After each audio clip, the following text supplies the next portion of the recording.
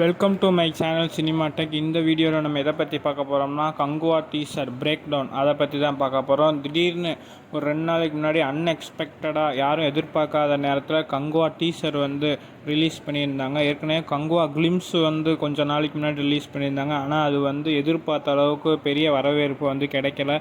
அதே மாதிரி அதில் சிஜி ஒர்க்கும் சரியாக இல்லை, எந்த ஒரு விஷுவல் எஃபெக்ட்டும் சரியாக விழுகலை அப்படின்ற மாதிரி சொல்லியிருந்தாங்க. அதே மாதிரி எந்த ஒரு குவாலிட்டியும் இல்லை.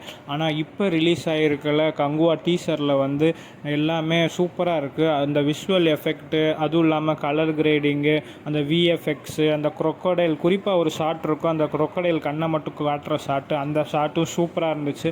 அதே மாதிரி கலர் கிரேடிங்கை பொறுத்த வரைக்கும் மேக்ஸ் கட் யூஸ் பண்ணி க்ரீனு ப்ளூ அந்த மாதிரி டிஃப்ரென்ஷியேட் பண்ணி கலர் கிரேடிங் கொடுத்துருக்காங்க. அதே இந்த கலர் கிரேடிங் கடைசியாக எந்த படத்தில் பார்த்துருந்துருப்போம்னா லியோ படத்தில் பார்த்துருந்துருப்போம். லியோ படத்துலேயும் அதே மாதிரி தான் ப்ளூ க்ரீன் இந்த மாதிரி match cut colour grading use பண்ணியிருப்பாங்க. அதே மாதிரி எடிட்டிங் எஃபெக்ட்டும் சூப்பராக இருக்குது. விஎஃப்எக்ஸு அந்த கங்குவா கிளிம்ஸை விட இந்த டீசரில் சூப்பராக இருக்குது. என்னடா அன்எக்ஸ்பெக்டடாக டீசர் விட்டுருக்காங்க, அப்படி ஏதாச்சும் ஒரு பெரிய ஆளோட பர்த்டே, ஏதாச்சும் ஒரு பெரிய ஃபங்க்ஷனான்னு சர்ச் பண்ணி பார்க்குறப்ப அமேசான் எப்பயுமே இயர் பை இயராக அவங்களோட ஃப்யூச்சர் ப்ராஜெக்ட்ஸை பற்றி அப்டேட் தருவாங்க.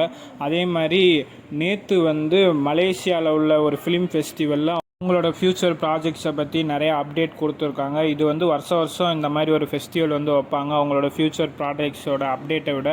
அதே மாதிரி கங்குவா இப்போ அமேசான் ப்ரைமில் தான் ஓடிடி ரைட்ஸ் வாங்கியிருக்காங்க. அதனால் கங்குவா டீமையும் அவங்க இன்வைட் பண்ணியிருந்தாங்க. அதனால் இப்படி ஒரு பெரிய ஈவெண்ட்டில் நம்மளோட டீசர் ரிலீஸ் ஆனால் நல்லா தான் இருக்கும் அப்படின்ற மாதிரி அவங்க பிளான் பண்ணி நேற்று இந்த டீசரை ரிலீஸ் பண்ணியிருக்காங்க. இப்போ குறிப்பாக என்ன சொல்கிறாங்கன்னா, இப்போ வந்திருக்கிற கங்குவாவோட ரூமர்ஸ் உண்மையாக நிறையா வாய்ப்புகள் இருக்குது அப்படின்ற மாதிரி சொன்னாங்க. ஏன்னா ஆல்ரெடி கங்குவாவில் அவரோட நடிக்கிற போர்ஷன் ஒரு இம்மார்ட்டபிள் போர்ஷன் அப்படின்னு தான் சொல்லிக்கிட்டு இருந்தாங்க. அதே மாதிரி ஏன்னா ஒரு 5000 வருஷத்துக்கு முன்னாடி இந்த கதைக்களம் நடக்கிற மாதிரி அப்படின்ற மாதிரி தான் சொல்லியிருக்காங்க.